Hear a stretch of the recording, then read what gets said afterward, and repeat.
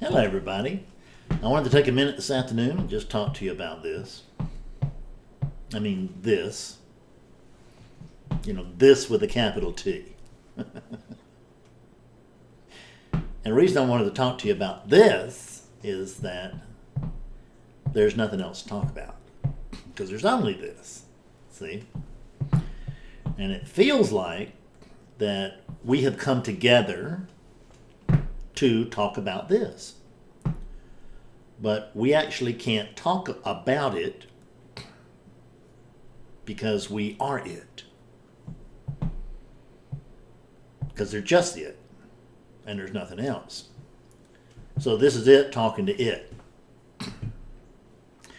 This is it talking to it as if this wasn't it.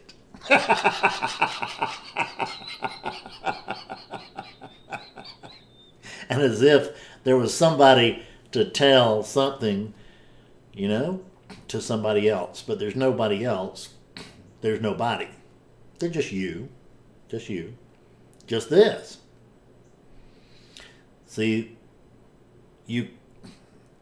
there's nothing outside of this.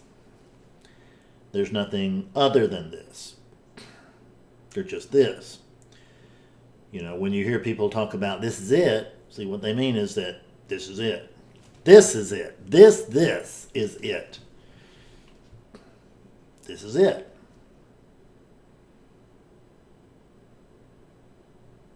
How far do I have to go to convince it that this is it? You see my quandary? Is that this is it coming from a place of conviction, talking to it, which is in an apparent place of skepticism about it, or you. We could say you. See, this is you. And you're you, and this is you too. Because there's only you. So this is you talking to you as if there was something other than you to talk about you. But you are actually doing the talking. When we're talking about this is you and that's you, this is wholly illusory, and so is that. I mean, within relativity, there's a body and all that, and I'll give you credit for that. And we want to go further than that. We'll do it on another day. But let's just notice that within relativity, there is just this.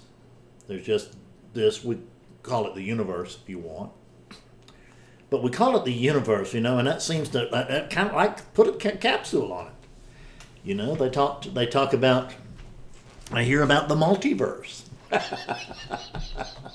I read about it in Marvel Comics, and I hear about it in science.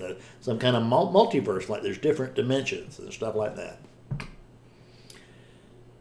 So, are the dimensions outside the universe, or in the universe, or is the universe in the? It doesn't make any difference. They're just words. So, universe gives us a way to encapsulate something which can't be encapsulated, but we can mentally encapsulate it. Then we get it, right? Then we can get it. Then we can understand.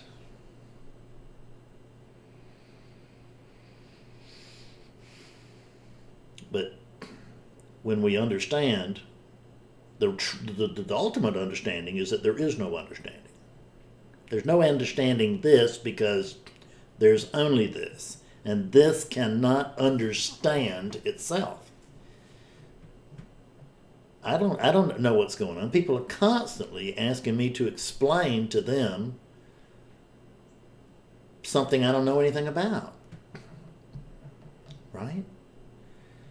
I don't have the answers. What I have are the questions. See, answers just lead to, they never satisfy. Because it's always my answer to your question. And see, that whole concept is misleading. The idea that there's a me here to offer an answer to your question, just one thing. So see, when we're just asking questions, then that opens up, not that it's not necessarily a questioner expecting an answer from something else. There's just questioning. And that's much closer to the truth. Within relativity, sort of, and we could say that is pretty much the truth. It's not like the end-all, be-all of everything, but it's a good place to go as any for now. We'll park there for now, okay, and we'll come back and we'll move from here some other time. But we'll park right here, because you notice that there's no other place to park. They're just here, and we can't get here later. Do you get that? Wherever it is that you feel like you are. In other words, I'm sure that most of you will be feeling like a human being right now, and you'll feel like you're somewhere. You're in your room, you're in your home, you're out in the yard, you're at the park, wherever. Well, can you get to where you already are later? I mean, if you're already in your room, can you get to your room later? How would that work? And can I give you directions to get to your room if you're already in your room? Yes, I can, but they'd all be misleading, would they not? Yeah. So it's like me asking you, so how do I get to my studio? What would be the set of directions that you would give me to get to my studio? You'd have to tell me I'm already in my studio, wouldn't you? And now what I'm telling you is a little bit different than that. I'm telling you that I am already in my studio, that you already are in your home. But that's just languaging, so that we just don't go flip out over the deep end, because the deep end of the thing is that you are your room. You're actually you're that room. You're also this room. Because there's nothing but you. There's just this. Whatever it is. See, I don't even know what it is. People always say, well, Fred, what is it? I don't know. When they say Fred, I know that they're talking about this, they're talking about this dream character within this dreaming. Yeah? And they say, Fred, so how do I understand this? Well, you don't understand it. What is there to understand? There's nothing to understand. You just notice what the truth is. And then you begin to accept the truth. See? Can you find anything outside of your awareness right now? Check. I mean, don't just take what I say for just granted, or don't reject it just out of hand because it doesn't match up with your thoughts. Check it. Can you find anything outside of your awareness right now? Hell no. And how many awarenesses do you find? But just the one awareness, isn't it? Oh.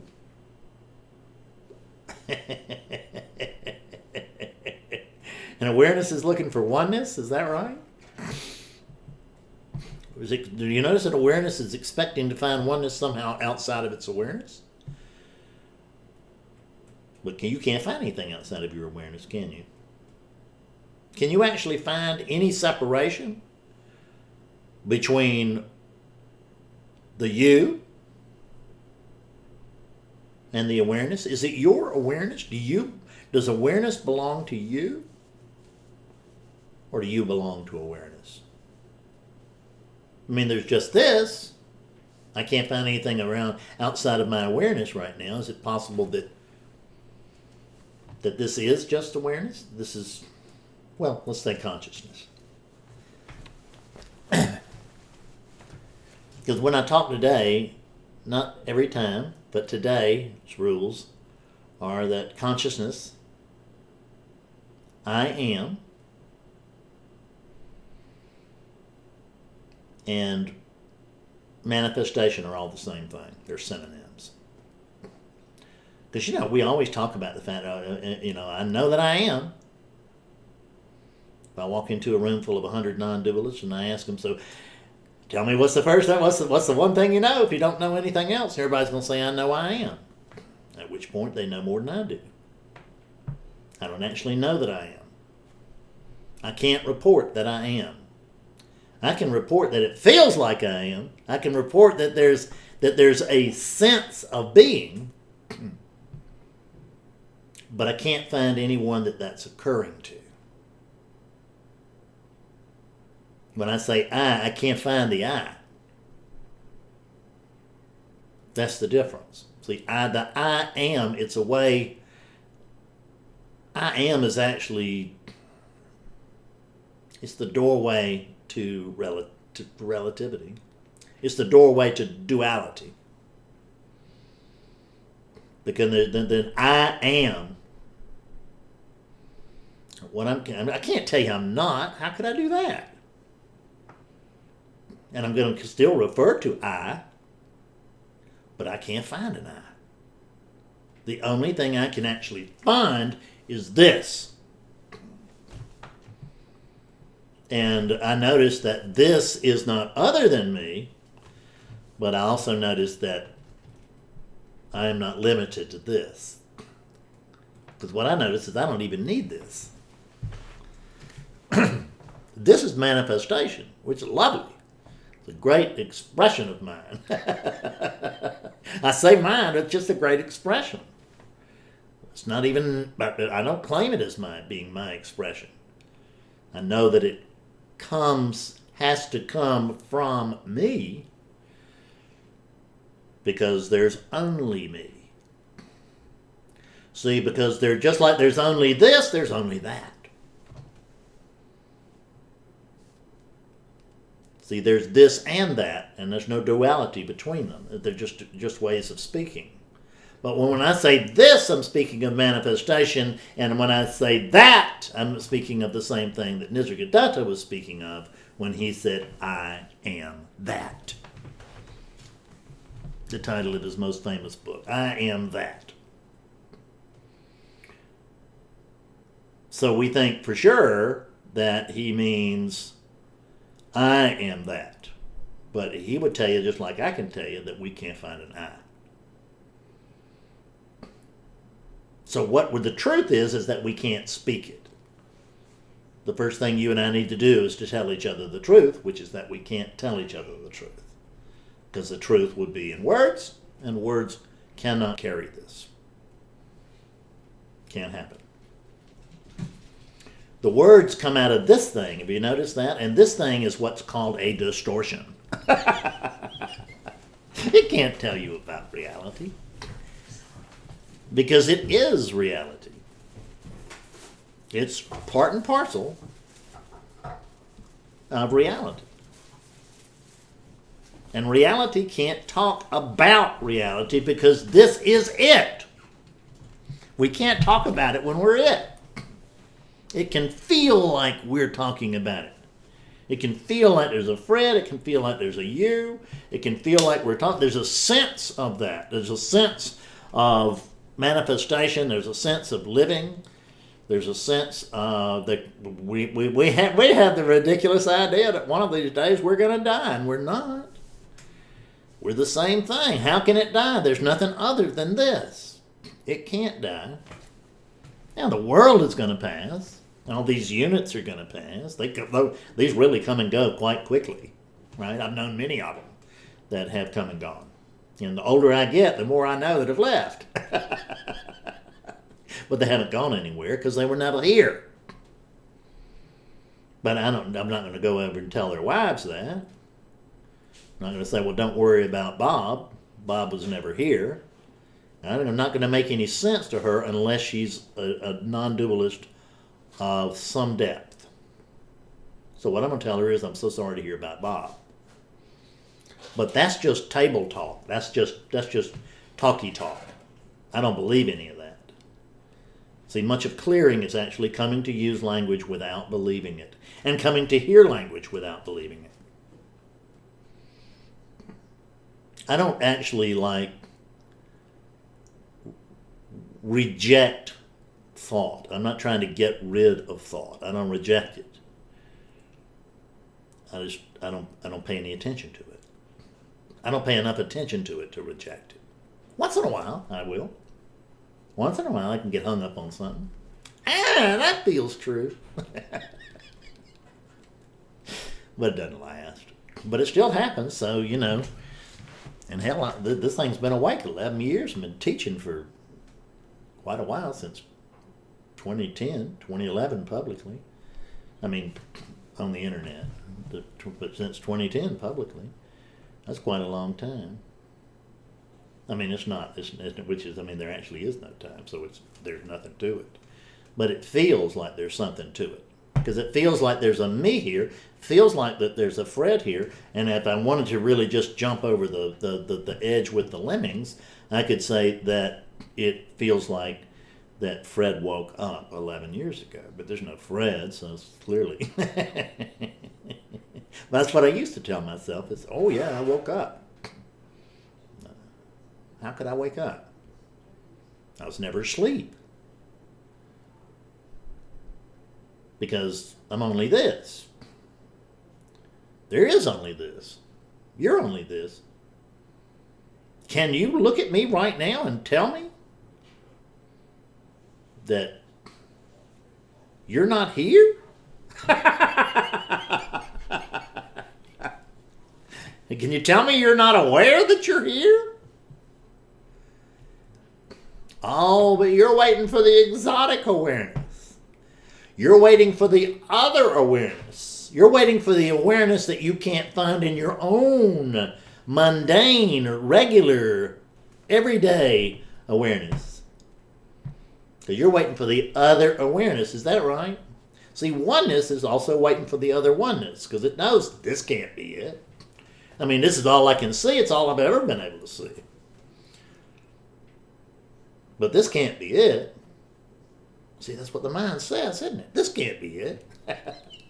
Because if this is it, then for the mind, this is going to be very disappointing. I woke up a guy 2 weeks ago, and he told me at the end, he said, this is kind of disappointing for the unit. And that's because he was only that much awake. Right? And I remember when I was that much awake, too. Felt like I had really hit the big time. And I can't say that I hadn't. But I can tell you that awake is awake. There's not levels of awakeness, but there's levels of clarity. So he was wide awake, but just not very clear. I should be clear about this. The language is just so confusing. There's no right language for this, because language can't tell it, because you're that which is prior to language. See, there's this and there's that, and you're that, this is part of that. But except for the fact that it can't be part of what there's only one when there's only one thing. So this and that are not two. How's that? That's just like what vita means, isn't it? Not two. So this and that are not two. So manifestation and the unmanifested, somehow they're not two. That's what they're trying to tell us. And you know what? I believe them.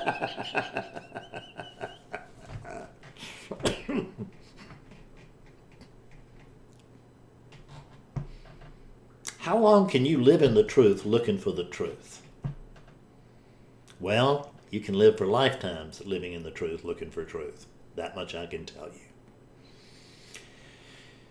Today I just published, late last night, I published a little post called the 50, something like the 50 reasons or excuses or whatever. I forgot, 50 lame excuses as to why you're not awake right now. I know I have to go back and retitle that. But you can go and look for 50 reasons or 50 excuses and search it on Awakening Clarity. And I don't care if this is 5 years from now, you'll still be able to find it, providing I'm still alive and Awakening Clarity is still running. And when I say I'm still alive, that's Fredness talking, isn't it? Because I can't not be alive. I'm aliveness itself, but just aliveness itself doesn't have to be showing up as Fredness. Because there's only oneness, and it shows up the way it shows up, but there's actually only noneness. That's the deep end of the pool. But oneness is not other than noneness. but somehow, without there being any, but oneness does not equal noneness. And when I say oneness, what do I mean? I'm all over the place. There's no way I can explain that. You can feel that in your gut or not. That is something that hits home or it doesn't. And if you hang around, it will hit home.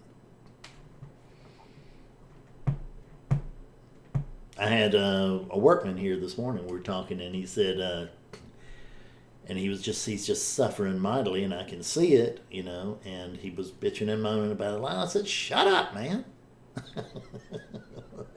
You're doing what you always do, which is bitching and moaning about your life. Quit it.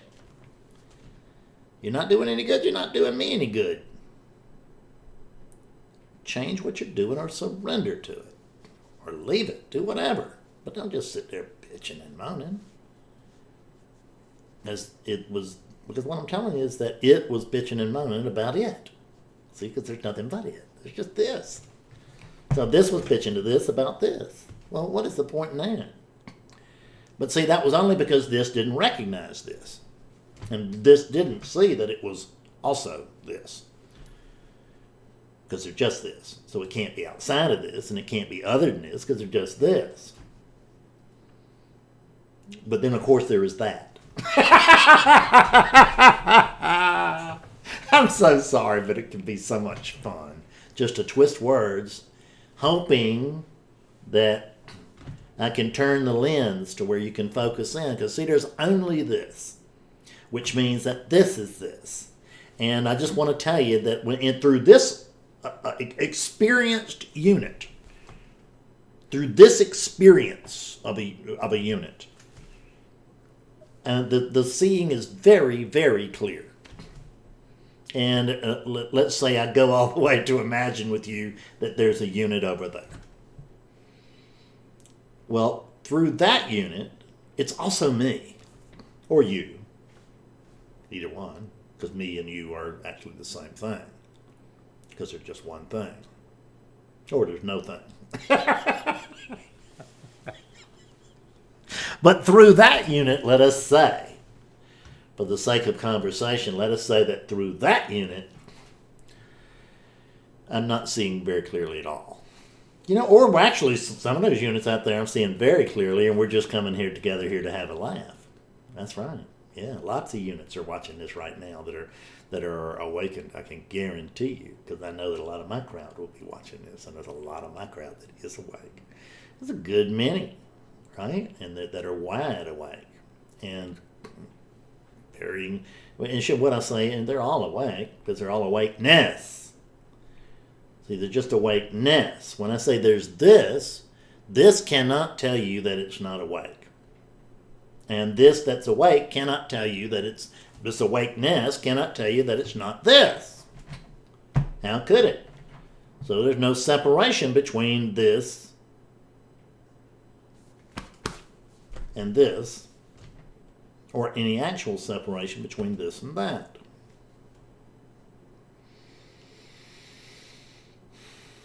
There is an experience of separation. See, this is what confuses you so much. Is the idea that experience equals truth. It really doesn't. It's a great pointer. And it's a deeper, much more profound pointer. Or pointing, not pointer, but pointing. That's the great thing, as we get back into the verb.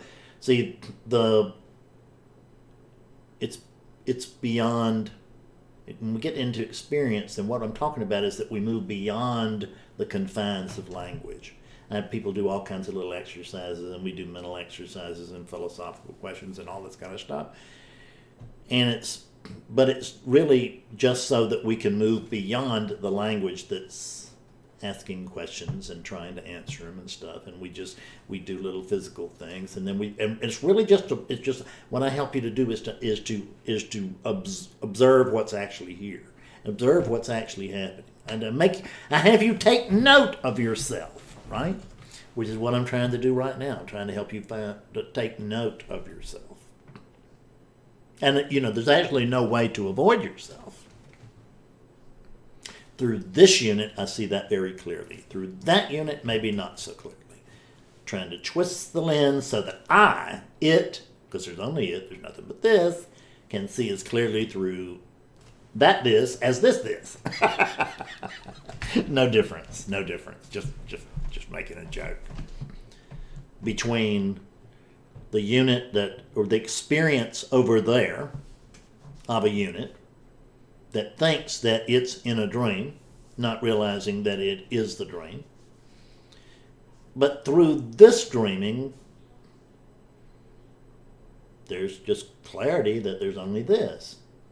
And there's no question about it. How could I not be this? There's only this. Over there, you're thinking that there's something other than this. And there's not. And as long as you're thinking that there's something other than this, you think that you ain't this, that you're at this outside of you, that you're not part of this. Somehow. But you can't not be this, because it's just this. Only this.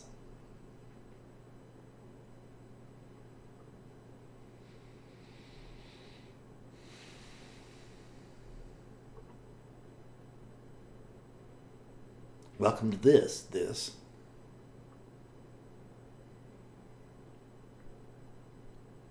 So when we talk about you going back to the home that you never left, we're talking about this. And we're talking about with you going home, we're also talking about this. So we're really always talking about this, coming to finally notice that there's only this. There's no way that a Fred can recognize that there's only this, because there's no Fred, not if there's only this. And there's no way that a Bob or a Susan is ever going to come to realize that there's only this either. See, that's the mind at play. The mind thinks that it's going to figure this thing out, right? This way, these brains, they weigh about 8 pounds. You can put them in the palm of your hand. See that? Jack loves to gnaw on this thing, by the way, and I think it's come from China. I'm afraid it might be poison. I know that the one in my head is poison, right? And maybe you're going to notice that the one in your head is poison. Not that you have a head. Not that you have a brain. But you, awakeness, are experiencing a brain. You're experiencing you're billions and billions of them. I was just thinking about the humans. 7.5 human brains that you're experiencing just on this planet. Billions and billions more brains. And those brains allow you to believe that you're having an individual experience. But the brains are just this too. The brains are not separate. The brains that are allowing this to recognize that there's only this are also this. God, I hope nobody confuses this with semantics, because I promise you it is not. Ultimately, there is only experiencing.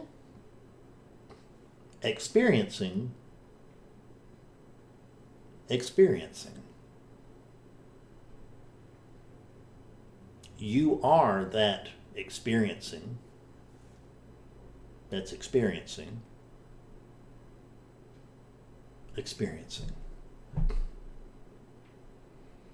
The mind is not going to be able to grab hold of that. That's a good thing. Stay in the confusion. See, what I've noticed is that I live in the great okayness. I'm not saying that I jump up and down about every moment, but I notice it's okay. It really is. It's okay. It's fine. I'm just like Krishnamurti. I don't mind what happens. Just don't mind. It's okay. See, this okayness is actually beyond bliss, because bliss is zzz, and there's an opposite to bliss as we think of it. But you can notice that this okayness is actually a very calm, low-key, quite enjoyable, but not necessarily riveting experience. See, some experiences are riveting and some experiences are not. You have to be willing to give up on riveting. Because, see, a riveting experience is always something that a character reports on. You're not a character. You're this. Characters are just imaginary. You can't say they're outside of this, but you can't say they're inside of this because they're just imaginary. So we're talking about Fredness. Fredness is here, these patterns, just like the Hurricane Irma, right? It's that there are all these patterns. That's Fredness. But right in the dead center of Irma, there is an absence of patterns, and it just like there was in the Hurricane Harvey, and will be in every hurricane to come. In the very dead center, what you find is not the special Harvey, the most powerful Harvey, the most unbelievable Harvey or Irma, or whatever it is. Now we got another one, a couple out there in the ocean. The eye wall. See, now I'm talking about the eye wall. Get some water before I choke to death here. The eye wall, when I'm speaking of hurricanes, is of course that thing that is the most turbulent weather of the entire hurricane is occurring in the eye wall. And the most turbulent weather, the most turbulent patterns, are also occurring between the eye wall, the eye individual singularity or individual wall.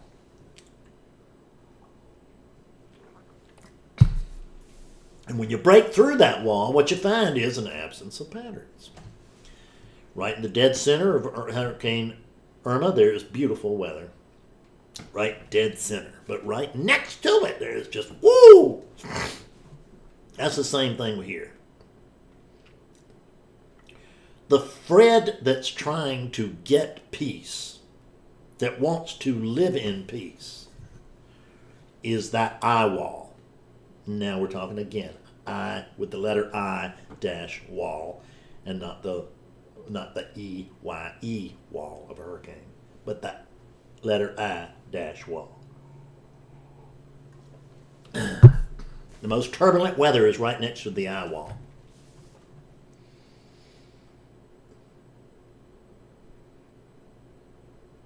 But in the center of all that weather, there's beautiful weather here.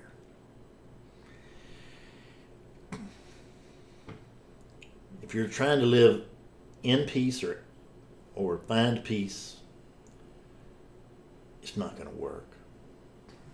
If somebody tells you, yes, I finally found peace, it's just a way of speaking.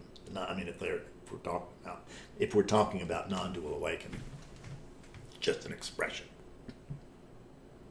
You can only live as peace. You can only live as the eye of the hurricane, which is the absence of patterns. The absence of patterns is not, that's patterns. The empty awake space that all of that occurs within, so to speak, that's peace. That's you. You're not going to find peace. You are peace.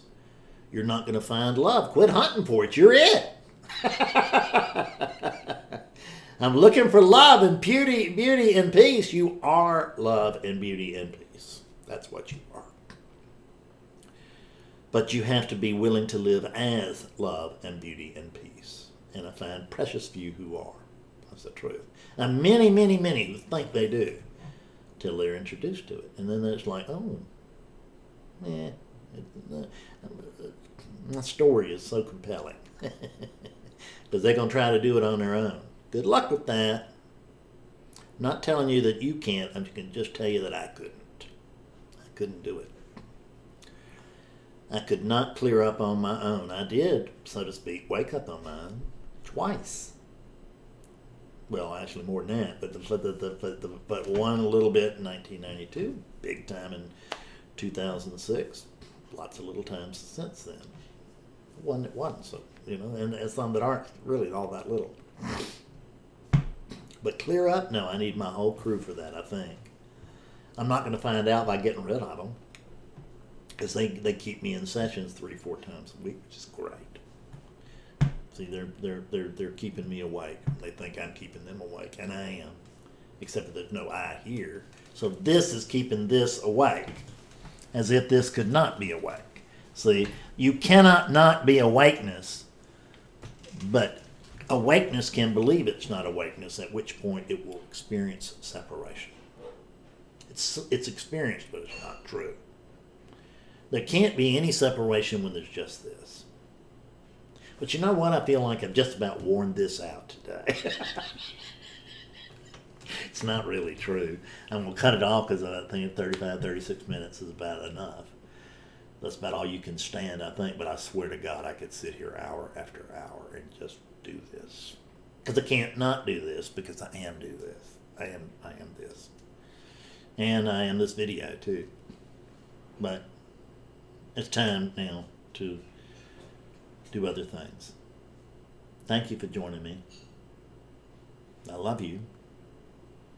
Take this seriously. See you soon. Bye-bye.